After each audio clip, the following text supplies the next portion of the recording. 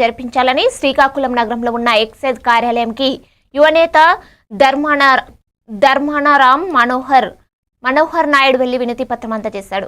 ఈ సందర్భంగా మద్యంలో జరిగిన అవకతవకలపై సిబిఐ విచారణ జరిపించాలని, నకిలీ మద్యాన్ని ఒక వ్యాపారంగా మార్చి రాష్ట్ర వ్యాప్తంగా సరఫరా చేస్తూ ప్రజల ప్రాణాలను టీడీపీ ప్రభుత్వం హరిస్తుందని మండిపడ్డారు. నకిలీ మద్యం వల్ల చనిపోయిన వారిని గుర్తించి వెంటనే ప్రభుత్వం ఆదుకోవాలని డిమాండ్ చేశారు. మీరు దయచేసి ప్రజల దృష్టిలో పెట్టుకుని కనీసం మాకు రిప్రజెంటేషన్ ఇవ్వాలంటే మీరు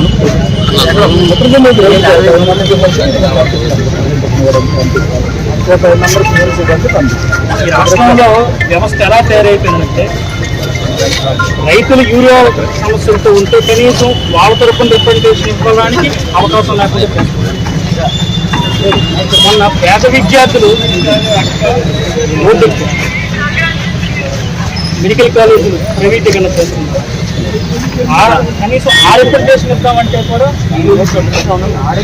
ఈనాడు నకిలీ మద్యం వల్ల ప్రజలు చనిపోతున్నారు. కనీసం బెల్ట్ షాప్లో అరికట్టండి అని రిప్రజెంటేషన్ ఇవ్వడానికి వస్తే ఇప్పుడు కూడా అడ్డుపడుతుంది.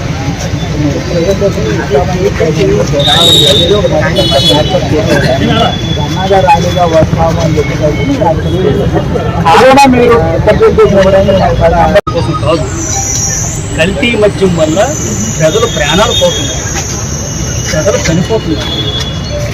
అందులో భాగంగానే ఈ రోజున ఎక్సైజ్